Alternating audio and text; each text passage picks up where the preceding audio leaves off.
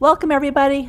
This is the board for the California First Responder Network Board of Directors meeting. I'm Karen Wong. I'm the state point of contact for FirstNet in California. And so we'll begin with a roll call. Thank you. Adelina Zendejas, not present. Chief Scott Howland. Present.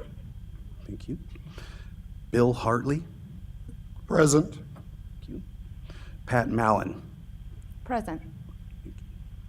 Chief Mitch McCann. Not present. Sheriff Bonner. Chris Herron here for Sheriff Bonner. Thank you. Kevin Guerrero. Present. Chief Nathan Trowernicht. Not present. Cynthia Gomez. I just got an email. Oh, Thank you. perfect. And Heather Hostler. Not present. Right. And I did get an email from Adelina, and she's having some flight delays. She should be here hopefully before the meeting's over. Okay, so the first order of business is to approve the minutes from the last meeting. So have the board members had a chance to review the minutes, and are there any questions, changes, additions? If not, motion to, Motion to approve? Excuse me, Karen? yes? Before you do, this is Cynthia Gomez. I do have one correction. I was present at the meeting, and I should be being shown as absent. So if you can make that correction. Okay, the correction will be made. Thank you. Move approval. Okay, and a second? Second.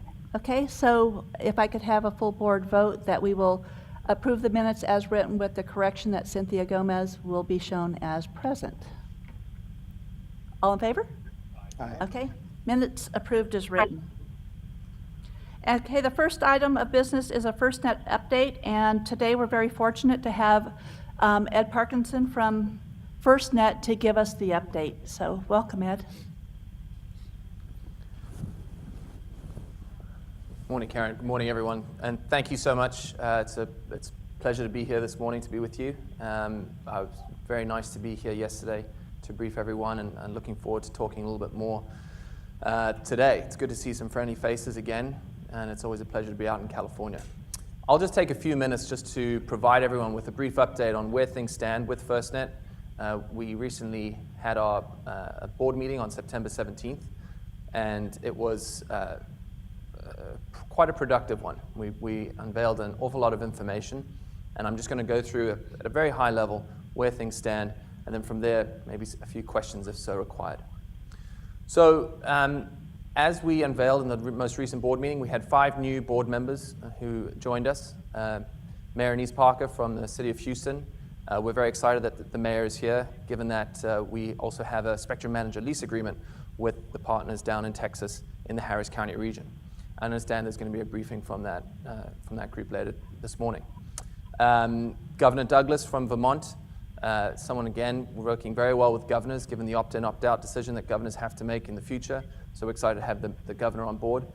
Chief Chris Burbank from Salt Lake City, very excited too. Sheriff Stanek, also from Minnesota, and Frank Plastina, who joins us from the private sector. I had this problem yesterday with this clicker. Not sure if I'm doing it right. Just do the next slide. Great. So we unveiled the program roadmap summary this time last year, and in that we gave a very high-level overview on where things might stand with FirstNet going forward.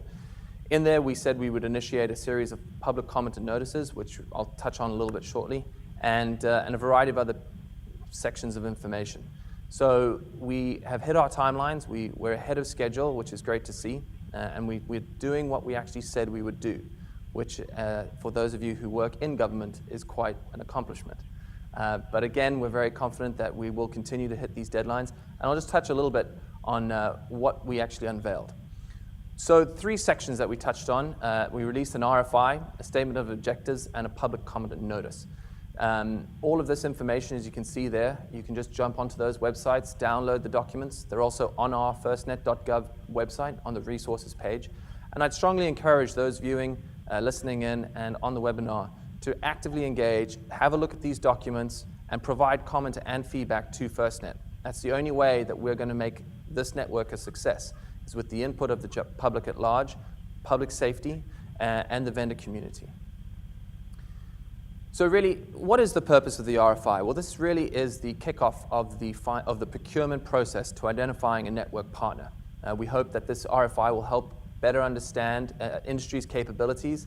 It'll establish really the direction in which we are headed as far as an industry day, which you can see down there on the bottom is the rough timeline that we have through the next 2 or 3 quarters coming up. And it'll also surface questions and answers that FirstNet haven't asked the public at large, and also maybe those that we haven't considered. We may have missed some things that public safety feels as though we need to be looking at a little bit more, as well as the vendor community. They might be saying, oh, rather than going in this direction, you should be over here.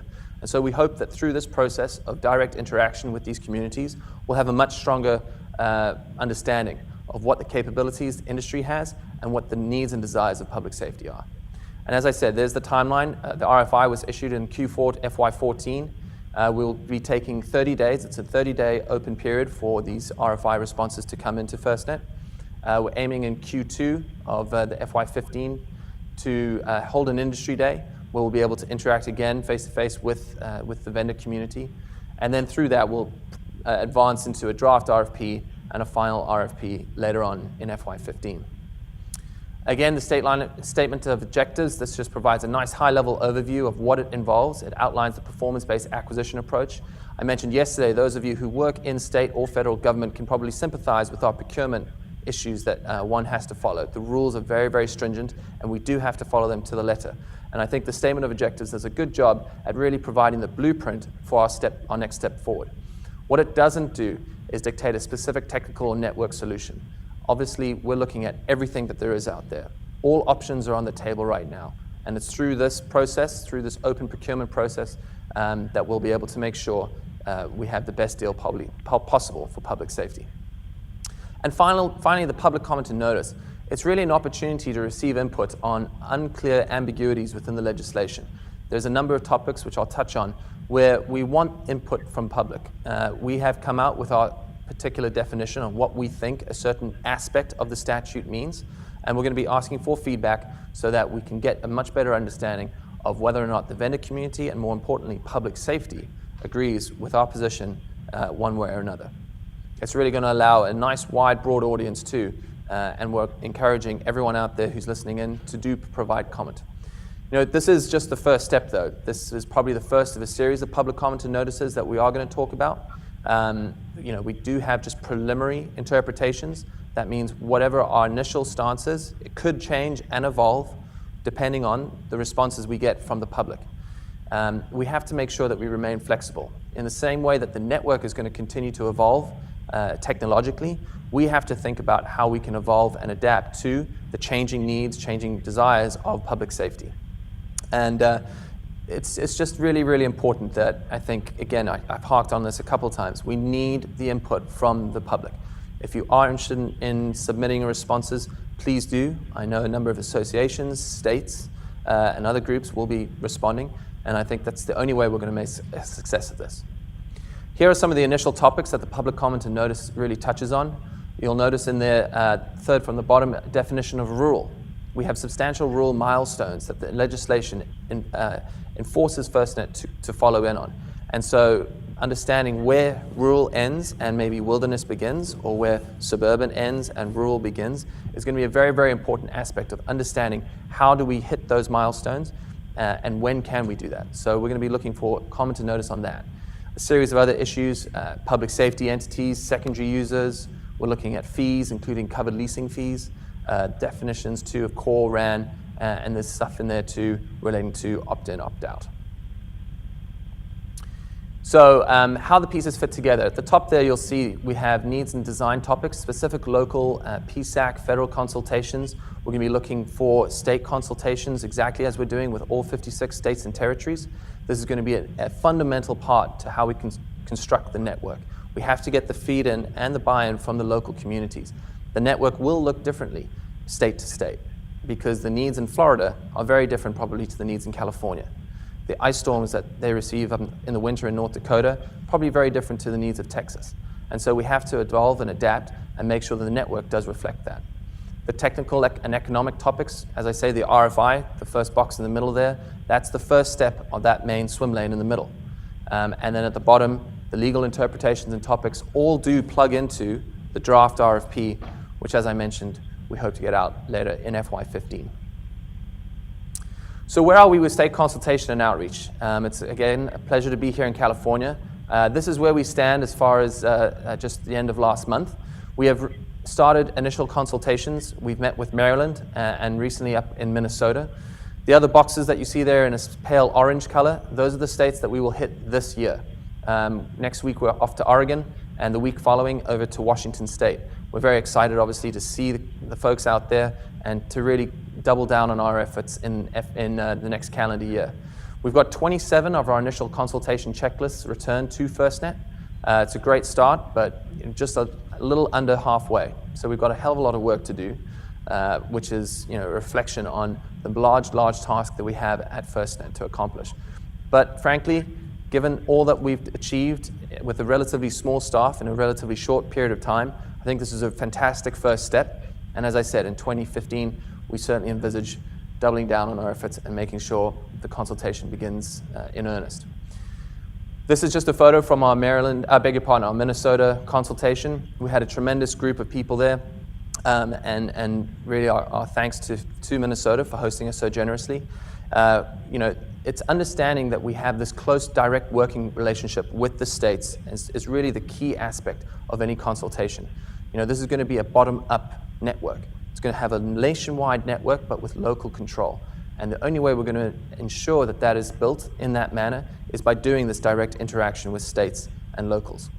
And so we have to understand all these various aspects that go into the full consultation process. What we learned in Minnesota, basically those four main areas, communications at events, there were a number of fantastic case studies that we were able to look at that the state really was able to go into some serious detail about, which was very useful. The number of users, coverage, and outreach. The coverage piece is going to be very important here. Ultimately, it's the state who's going to decide what sort of coverage they want. And the state plans that we develop in consultation with the state has to reflect that. So we have recently hired our federal outreach branch chief, Chris Algier. He is going to be the single point of contact for the federal agencies. Just as an overview, we're going to be leveraging the DHS ECPC. That's the Emergency Communications Preparedness Center. That's the body through which all of our federal outreach will flow. The ECPC has a number of agencies, DOD, state, DHS, Department of Interior, and others. And so that's going to be a tremendously useful tool. Our regional positions, we've published and we've talked about in the past the need how we have to go out there and hire 10 regional coordinators so as to ensure that we have voices in each region, in each community, who can provide that information back to FirstNet. So we've announced the positions opening for regions 5, 9, and 10. Once those are closed, we'll be moving on to the others. And we'll be refining our outreach strategy, ensuring that we're here as a resource to the states, especially as tribal nations and state interaction continues to develop and grow. Carl Rebstock is our recently hired tribal liaison, and we see that as being a tremendously positive step forward. Here we are since the end of October 2013. There's a couple states on there, unfortunately, which we haven't gotten to yet, and a few here that aren't reflected on this chart. But again, small team, pretty aggressive timetable, and tremendous results up to this point in consultation and outreach. So that's just a very quick overview. I believe this presentation will be online, so anyone who wants to download it is able to. And just in conclusion, please do look at the RFI, the Statement of Objectives, and the Public Comment and Notice. We need your feedback if FirstNet is going to be a success. So with that, thank you. Thank you very much. And are there any questions from the board? Thank you. And just as a side note as well, Oregon has been very gracious and invited me to attend their state consultation meeting next week, so I will be going up to that as well, so I'll be able to share that at the next board meeting. So I was very pleased that they were doing that to get us involved. Okay, our next up is Texas State Point of Contact presentation. We had talked at our last meeting, and I think the meeting prior, about where Texas is and their system that they have actually running now in Harris County. So we're very pleased to have Lisa Dixon here from Texas, and she'll be giving the overview of what Texas is doing and what they've done in the past. It's pretty exciting stuff. Thank you, Karen. Well, I am excited to be here. I love to talk about this. I came from an emergency management position at Texas Division of Emergency Management, in which I coordinated a lot of the logistics associated with moving literally hundreds of thousands of people during a hurricane event. And I am so convinced that we absolutely have to do a network like FirstNet is building. We have to do that. It is critical to the future of our citizens and also the future of our responders. So I want to talk a little bit about that today. In Texas, we have recognized that voice is simply not enough. We've spent literally billions of dollars to become faster, quicker, smarter, and so much of that is based on technology. But when I would talk to people in Texas about tracking, about bus tracking and GPS, about how to keep up with people, their pets, their medical assets, which hospital were they in, when they discharged, which shelter did they go to, it's a massive job. And the bottom line is, you don't do it on a radio. You do it with data. You do it with applications. You do it through connectivity that you can trust, that you know is going to work when things are bad. So we have already come to the conclusion in Texas, as I know you have here in California as well, that voice is simply not enough. And we've definitely bought into the vision, the broadband vision of FirstNet, to provide emergency responders with the first nationwide high-speed wireless broadband network that's dedicated to the needs of public safety. This is where we were. When you have an evacuation of the city the size of Houston, actually an area much bigger than that even, several counties, many counties, and everybody tries to get on the highway at once, guess what? You can't have a highway that big. It's just not possible. You couldn't afford it, and it would be an unsightly thing. So this is what we were faced with in Hurricane Rita. You know that's Hurricane Rita because all the lanes of traffic are going one way. We contraflowed. That means we in one fell swoop, and it wasn't a swoop, believe me, it was very difficult, we doubled the capacity of that highway. We made it carry twice as much as what it was designed for. And guess what? Still wasn't enough, right? The same thing is happening with our carrier networks.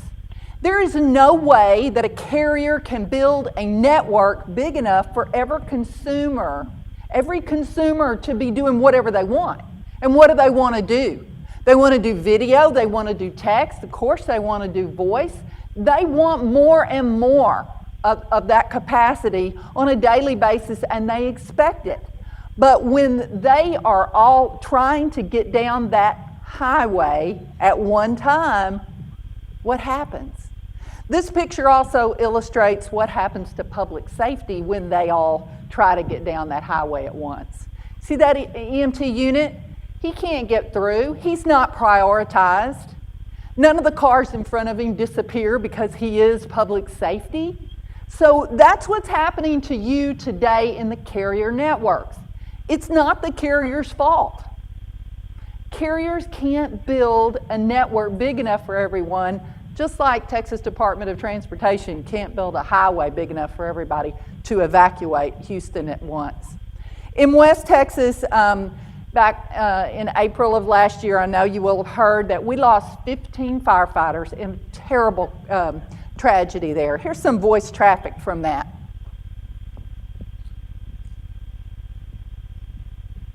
Maybe. The voice.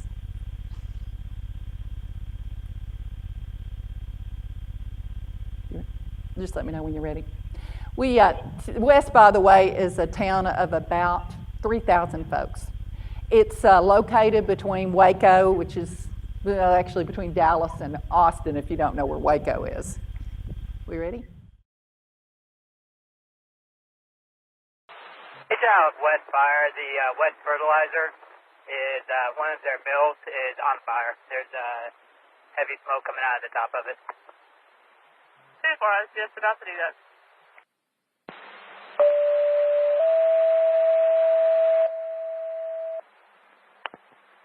West Fire, Houston West Fire. Needs to respond to West Fertilizer plant. They have a fire out there again. West Fire out to West Fertilizer plant. So the reason we give you that voice traffic is to tell you what public safety gets today. But in terms of situational awareness, tell me what the difference is between that and this. Oh, you okay?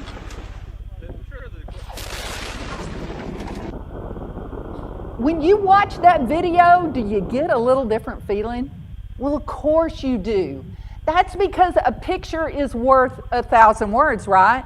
But the great thing about a picture is it may take me a minute or two to read 1,000 words, right? Even if I'm pretty fast. The picture, you get it. You know. And for responders to know what they're going into is absolutely crucial in the world that we live in today. GIS, this is a hot topic. We have spent billions of dollars in Texas, and I'm sure here as well, on GIS technology, layering all this information together. It is incredible what we can do with it. But does it belong just in the EOC? Just back at headquarters, or does it belong in the hands of officers? This actually showed where the triage points are, and actually they were put in the wrong place. They shouldn't have been in the damage zone there, where different resources are. So putting that into the hands of the officer is the vision of FirstNet, the vision of a data network for public safety. The material data sheets are something that's also critical when you're dealing with things like we had going on in that fertilizer plant. You put water on it, it explodes. Yeah. So big deal, right? But you know, you can get to these today, can't you? Yeah, you can pull those down today. The difference with this network is now we'll be able to work together so that everybody has the exact same information. And people responding in a mutual aid situation will be able to share information, to know when I'm checking into an event. Well, first of all, do I belong in the event? Am I invited? What are my attributes? What am I supposed to do? What am I certified to do? Then I can see all my ICS forms. I can see who the incident commander is this shift, who it is next shift, the sit reps, the videos, the pictures, everything in one place.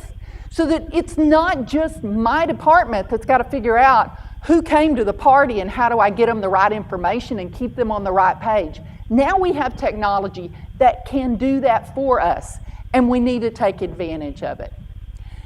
Search and rescue is another huge issue. This apartment complex was completely leveled, and of course they had to search through it. And having the information from search and rescue is so critical that you get it quickly, because your resources that you're bringing in, you don't want to send them to do things that have already been done.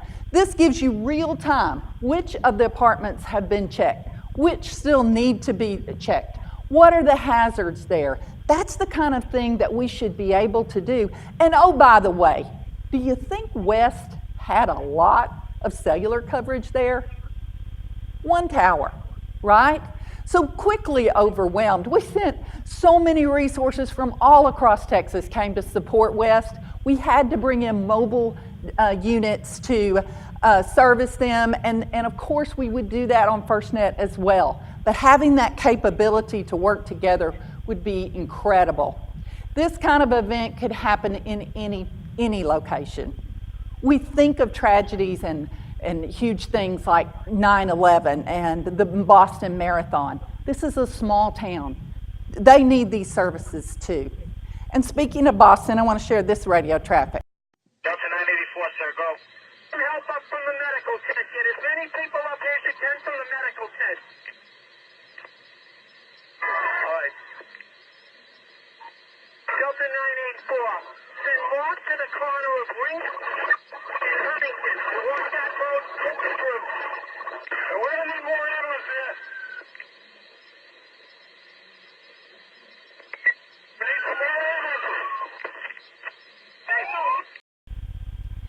You know, I have to tell you that Boston had done a tremendous job on their land mobile radio system. The interoperability worked extremely well. And so it's not a criticism at all about land mobile radio. But the fact is that land mobile radio is not enough. And they were down for 90 minutes on some of their major carriers that they depended on, 90 minutes on cellular and landline because of congestion. One of our LTE coordinates in New Mexico runs the Boston Marathon every year. And as it turned out, he was running and I think he was about to finish or just finished, but he and his brother timed it from the moment that they heard the bomb and realized it was a bomb till the networks went down, 42 seconds. 42 seconds. And then they were black for all kinds of data things. Now think of what you depend on for data every day from your cellular providers. Computer-aided dispatch to get all kinds of information to your car. They didn't have any of that. They were back to land mobile radio alone. What might it have looked like if they'd had a data network that could have survived? Well, certainly video would have been part of that. GIS, as I mentioned before. And then what about pictures? What about suspect information? Do you remember in the first 90 minutes, we didn't know. We didn't know who this was. Was it a terrorist event from another country? What was it? You want data. You need data. And we need a network that's going to run that data in that 90 minutes, that important, crucial first part of an incident. The folks in Boston did a tremendous job and don't want to take away from that in any way. But our responders have to have more. They have to have data that will work for them at all times. This, I think, is a turning point for us. In Seattle, they asked the fans to quit streaming video during the Seahawks game. So you think that's going to work? I'm hopeful for them. The mayor actually asked folks to not stream video because it says non-essential mobile conversations is what he asked them to limit so that cell networks can stay unclogged in case there's an emergency. When you get to the level that our constituents start knowing the truth about your capability during an incident, this picture is going to change. And by the way, if you read the comments from that article, they were extremely critical of the city. What did the city do wrong except ask them to stay off the cellular networks? But in the constituents' mind, they think that's the city should have handled their own problems. That's what we need to do is take this issue on. So the carriers do a good job today of providing us mobile data services, but the future is about a separate cellular data network called FirstNet, the nationwide public safety broadband network that's going to be coming. For Texas, for everybody, this started in 2001 with 9/11 and the call for a nationwide public safety platform to be built for communications. In 2008, during Hurricane Ike, we were, Harris County recognized for the first time, the lights came on, hey, data's mission critical too. yes, they had radios in the cars, but they were stuck out in that traffic too.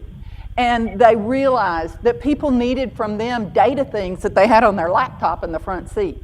Couldn't get it to where they needed to go. So in 2009, they received a port security grant and were allotted some spectrum to start the process, or they applied for some spectrum. In 2010, Texas Department of Public Safety, who I work with, actually joined them in that effort and began to process a lot of the paperwork that went with that. And in 2011, they were granted the capability to put in 14 sites in the Baytown area there in the Houston area.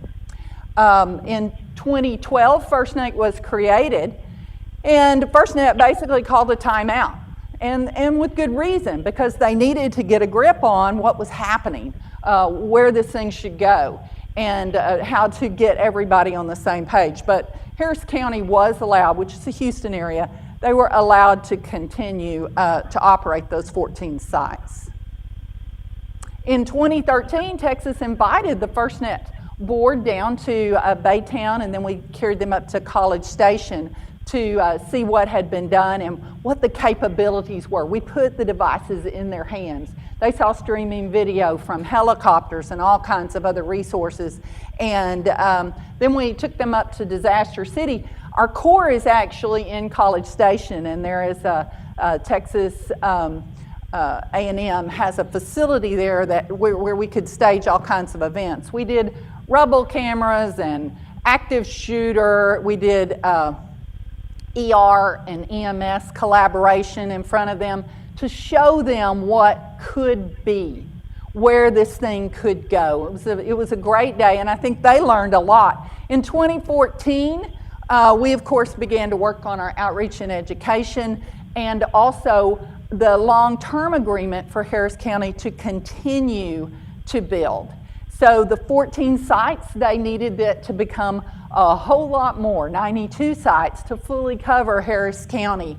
And happy to say that in August we did receive approval from FirstNet to actually put in those 92 sites. And so our total SMLA, Spectrum Management Lease Agreement, allows for that build out of Harris County. It also allows for a deployable ENOB, a cell tower, if you will, in the Austin area. And then we retain a site in College Station at Disaster City as well. So what have we learned on this road? And we have, as you can tell, we've been on this road for about 5 years or a little longer. So what have we learned? Well, BigNet has really been the one to learn most of the lessons. That's Harris County. They are the ones that financed it. They're the ones that conceived it, and Harris County is a terrific partner for the state of Texas on broadband. It is the first fully licensed public safety LTE system in the nation. We get folks from all over the world coming to see what they've done there. The core is actually up in College Station. Well, why did we do that? Why would Harris County put that so far away, an hour or two away? Well, the reason is hurricanes. We don't want it in the area that is typically impacted by hurricanes, and also because Harris County thought of this as a state resource that would be shared. We have pilot operations in Baytown, Texas, and also at the Port of Houston. And we will be growing to 92 sites, plus the mobile ENOB that Harris County already has. And New Mexico is actually going to be working off of our core probably around the first of next year. They'll begin to implement that. A little satellite there of Harris County. There's the 14 sites, and kind of get measled up there, 92 sites. Los Angeles with 200 sites, we are so in awe of that. That's a tremendous, tremendous system that is going to be here. So what are some of our technical lessons learned? The great thing about the 3GPP standard is that it's not bleeding edge. Carriers have been doing it a while, and they do it really well, and we can learn a tremendous amount from them. But I believe that what's really going to happen is so much bigger. What's going to happen is that as we, as public safety, have access to tremendous amounts of bandwidth and capabilities in this network, it's going to explode with various applications, and we're going to be able to do so much more. This is just one example. We realized that, Harris County realized that they needed this mobile ENOB to restore a tower that was damaged, or to bring extra resource to a particular impacted area, and also for areas that hadn't been built out yet. What you need to run a tower is, of course, the tower and the equipment at the base of it. That's the mobile ENOB. But what you also have to do is get backhaul back to something that's going to give you the sort of bandwidth that you can then deliver to the folks on the ground out there. They feel like 50 megabits is the lowest level that they could really fully operate a mobile ENOB from, and actually have a lot of people on that system. Satellite is not necessarily an option because you can't get that kind of bandwidth at the cost that they can afford to pay. And microwave in the past has been very time consuming to tune in the field. And of course, we've already talked about cellular may be damaged. So one of the things Harris County came up with is auto acquiring antenna tracking. And this is something that's been used widely in oil and gas for quite a while, and also in the military. But what's going to happen with this, and we've actually installed and tested a couple of times, they went, for instance, in this one test, they went 28 miles across the highest noise floor in Houston, right in front of NASA, and they ran 80 megabits. They locked on to that other end of it in less than a minute. This kind of technology is more than about LTE. It's about response. Let me tell you, when you have a hurricane down there, you need big bandwidth. You need to know how big is big, how bad is bad, and the only way you get that is from video. And you know where we're getting our video today? CNN, Fox. So this kind of technology, we believe, is going to change not only what we do long-term with LTE, but also short-term. We're going to come up with new and clever ideas and uses of technology. We actually took the mobile ENOB to San Antonio, and without touching anything, no landline capabilities whatsoever, we were able to connect all those things that I talked to you about on the West diagram and the marathon diagram. We did those things on a handset there in San Antonio, but it worked off of the Houston core. Those are the kinds of things that are so doable in real life that we've got to get good at this. We've got to start thinking outside the box. Financial issues were another thing that Harris County learned a lot about. They had a system, they have a land mobile radio system that is a compilation of a lot of jurisdictions' radio systems, 40,000 users on it. They had a governance that, you know, they found that model actually could work, but it was different because there's now a core. The land mobile radio systems, everybody kind of keeps their own control and they decide how they're going to connect in, right? With this, everybody's got to work off the same core to be effective. And so that has changed some of the financial model, but it's definitely changed the governance and how they work together on this system is very different. They do plan, by the way, Harris County's installing the system, but they do plan for all the many, many jurisdictions and agencies within that county to participate in it as they choose to do that. And they also found out that mixed infrastructure wasn't really an option for them. They kind of looked at that and tried to decide, could they have multiple types of vendors in the core? What they determined was there's really financially no way to do that because then you have to maintain two sets of people basically to focus on the two separate systems. So they operate off of an Ericsson core and they purchase the system through Motorola as Los Angeles did. They also realized that a valid ROI, return on investment model was extremely crucial to them, and they had to get down to the level of really thinking through all of the costs. And they also used partnerships in their backhaul to keep the costs down. Houston was very fortunate to have a lot of embedded resource. So they're able to do that and keep their costs down. But when they did that, the jurisdictions had to get some benefit of that. And so that's not unlike what FirstNet may do as well, and giving credit to jurisdictions for what they bring to the party in order to make the system more affordable on both ends of it. So I appreciate y'all inviting me. I really do believe with all my heart that we have to get started on this, and I say it all the time. I'm toward the end of my career. Some of y'all may be there too. But we have a responsibility to start this thing, because the responders of the next generation are getting a smaller piece of the pie every day. Every day. We have to step up, and I encourage you to do that, and I applaud you for all that y'all have done here. Thank you. Thank you very much. And did the board have any questions or comments?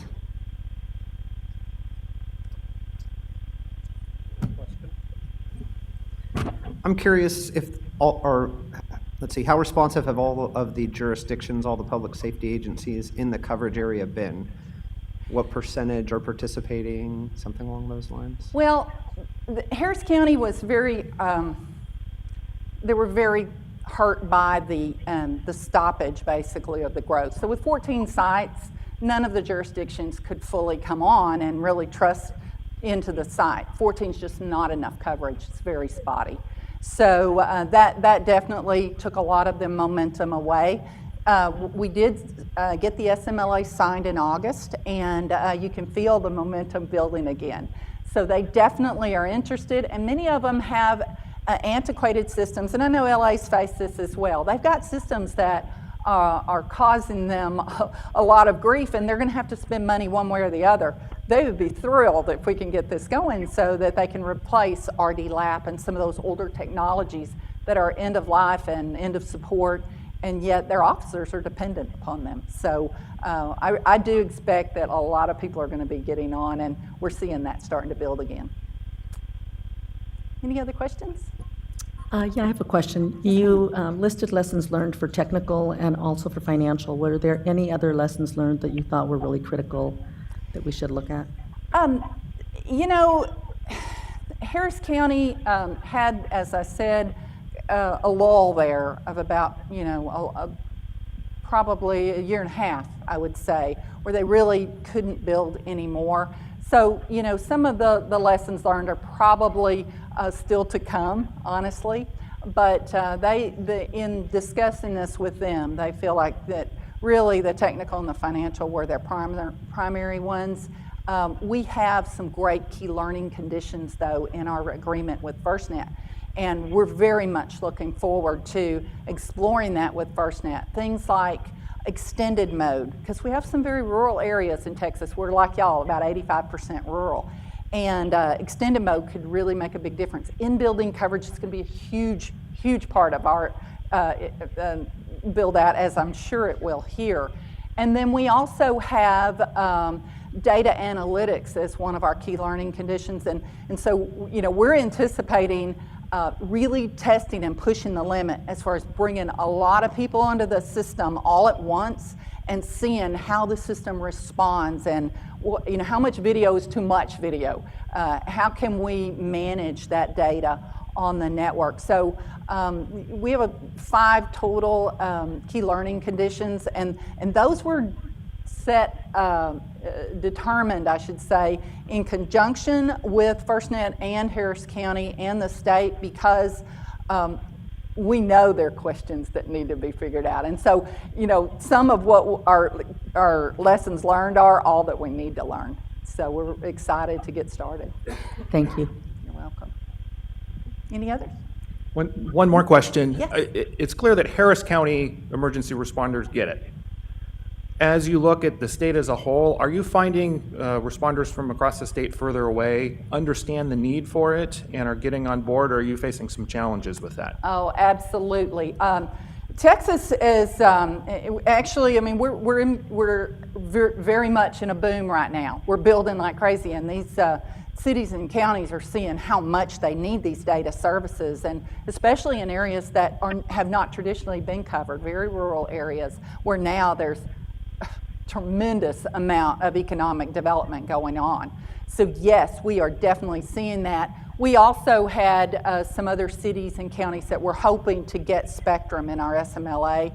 They just didn't come into the process at the right time and in the right way so that FirstNet could allow that. But they were willing to, pay for it themselves and were eager, very eager to move forward. So I think that you're going to see people in Texas definitely have LTE MV over Harris County very soon. But we all see that we're going to benefit from what they're doing, and they're our buds. We respond together in Texas because we have so many events, and so we bring mutual aid to each other. They're going to get their hands on it in various ways. So we're excited about that. I have another question. It's potentially pretty in-depth, and I know it's something that's being considered right now by FirstNet, but is there anything that delineates what Texas considers, or what have you considered public safety as far as users on the network? There's a very loose definition, and at some point we're going to have to get our heads around that. So what have you guys done in Texas to delineate who exactly is public safety as far as your primary user set? Well, I think Harris County's view is very much to have a very inclusive group. They see education to be a critical part of this, and also things like utilities and our federal partners. So I think that they will have a very much be encouraging people to come on and let's see kind of how we work together. And those data analytics will be a huge part of that. You don't want to bring on so many users that you impact public safety's ability to respond. On the other hand, I have said this to audiences, and you may or may not agree, but almost every government entity, if you ask them, they're going to tell you they have some relationship to public safety. Even our historical commission will tell you, we're protecting your history. So they see, I think you're going to see that a lot of people are going to want to be on this network, and that'll help our financial model. How we manage that during an incident is going to be absolutely crucial. And those are things we've got to figure out. And I believe that's part of what you guys will be wrestling with out here on your key learning conditions. So we're eager to see all of that come together and how it plays out. But for Harris County, I think they would be inclusive. I think Texas is sort of waiting to see how the numbers fall. So, anything else? Thank you again for having me. Thank you very much. Okay, and then our next agenda item is Public Safety Advisory Committee update. And we're very fortunate today as well to have Bill McCammon, who is on the executive committee for the Public Safety Advisory Committee for FirstNet. Good morning. Morning. As Karen said, my name is Bill McCammon, and just by way of introduction, my background is the fire service. I serve as the fire service representative on the Public Safety Advisory Committee Executive Committee. I served as the fire chief of the Alameda County Fire Department in Northern California, and I currently serve as the executive director of two joint powers authorities, the East Bay Regional Communications System that serves Alameda and Contra Costa County Public Safety Agencies, and the Silicon Valley Regional Interoperability Authority, which is Santa Clara County, and we're building out a system there. As you're aware, the PSAC was created under the legislation of FirstNet. It's got 40 members. It's a fairly diverse group of people representing public safety, state, local, and federal government. There's a 5-member executive committee that represents all the major disciplines: police, fire, EMS, state and local government, and the Governors Association. So one of the challenges for FirstNet coming into this is how do you take these 40 disparate groups and bring them together and actually get some meaningful work out of them? And so they gave us some assignments at the start, and I'll briefly go over those assignments. The first one was the Human Factors Report, which really was an opportunity to assess the long-range impacts of broadband on public safety. That report was accepted by the FirstNet Board of Directors and is currently on their website. The second one was the Use Case and Applications Report, and this is critical. We reached out to all the public safety disciplines to determine what types of uses would you envision using this broadband network for, whether it be for telemetry for medical out in the field or some sort of driver's license information through a dispatch center or using Next Generation 911. That was a fairly extensive report and will be used by FirstNet in establishing the capacity issues around the use of the network, and that's been accepted as well. There have been 2 working groups that have been established through the PSAC in conjunction with FirstNet. The first was the Tribal Outreach Working Group that has now been established and formed. The second was the Early Builders Working Group. That was a group of 5 jurisdictions: Adams County, Colorado, LA Ricks, Harris County, which you heard from this morning, New Mexico, and the state of New Jersey. And you can see by the presentation that was done by Lisa this morning that there's a lot of valuable information that can be gained for FirstNet by understanding the networks that are already up, or in the case of LA Ricks, a network that's trying to get itself up. So there's a lot of learnings that can be done there, and we didn't want to lose the ability for those groups to interact directly with FirstNet. So they come under the purview of the PSAC, but work through the PSAC to get things up to the board of directors. The other thing that we've done, NPSBN has been very influential in terms of creating documents that FirstNet has looked at, and we've accepted 2 of their major documents. The first one was the Public Safety Broadband High-Level Launch Requirements. That was a very exhaustive document that looked at the requirements for a public safety broadband network. That document has been accepted by FirstNet and is being used by the technical advisory team to evaluate options for the build-out of the network. The second one was defining public safety grade requirements for a system, which got down actually into site requirements in terms of what kind of backup power and those types of things. That report's been accepted by this PSAC and forwarded on to FirstNet for their use. In September, the PSAC Executive Committee was invited back to the FirstNet Board of Directors meeting. We also had several meetings back there. We met with the state consultation team, had a presentation done by the state of Maryland that was the first one out of the chute to do a beta test of the state consultations. I think there's a lot of information that FirstNet learned from Maryland and a lot of information that Maryland learned from FirstNet. And I think it's an evolving process, and I think the fact that Karen's going to be able to go to Oregon and witness theirs is really going to be beneficial for California moving forward. I think everybody's still learning what the next steps are going to be, and having that opportunity to go to Oregon I think is extremely beneficial. We met with the technical team. Jeff Bratcher, who had been with NIST at PSCR, is now on the team, and their chief technical person is Ali Alafrash, and we met with them over a number of issues, but primarily in discussing what public safety grade requirements are. Their job is to take the broadband concept and somehow operationalize it in a way for public safety that gives us the security, the capacity that we need, and at the same time have it economically viable so the thing can actually work and sustain itself. And you can imagine the challenge that they've got moving forward. But they've got the launch requirements, they've got the public safety grade requirements from NPSBN, and they're very open to working with us going forward. We have a PSAC meeting in December where we're going to be discussing the issue of priority access and preemption. And I think your question earlier about the what is a public safety user really can't be determined until we understand how the network responds to priority access and preemption. Because given that understanding, and I'm learning a little bit and a little bit more as time goes on, but there are opportunities to let people use the network, and in those times when we really need it, they can be given a lower priority or different access to the network capability so it won't impact our ability to use it. But without understanding how LTE responds to those kinds of things, we really can't make those decisions. So that's something that the PSAC will be involved in determining as things go forward. So that's really kind of an overview of where we are. The one thing I'd like to say is I have a little bit of a bias for California living here. So if I can be a resource to any of you moving forward, I'd like to do that. And I wish you well with your work to get the state consultation done. I'd be more than happy to answer any questions. Thank you. Thank you very much. Okay, and then now the next item on the agenda is just items for future board meetings. We will be talking at the next board meeting regarding network devices. We kind of went over that at the last board meeting. Were there anything else that you guys can think of now that you'd like to identify for future board meetings? Okay, we'll continue to work on what we'll have, and we'll push out to the board some additional agenda items. And I think we can build off of everything that we've heard here and kind of move forward. And Bill, I really appreciate you being available to us because I think I would like to have you probably at the next board meeting to talk as well about devices. Okay, thank you.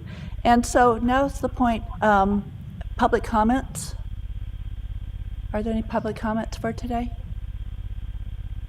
Okay, with that, if there's no other comments or questions from the board, I'm not going to adjourn the meeting before I make sure that everybody knows that we have a workshop following in about 25 minutes. So I'm really looking forward to that. We held our workshop in Sacramento on August 30th, and it was a huge wealth of information. So I'm excited to see people starting to come in. I'm hoping they're coming in for the workshop. So we'll reconvene at the workshop at 10:30. So the meeting is now adjourned. Thank you.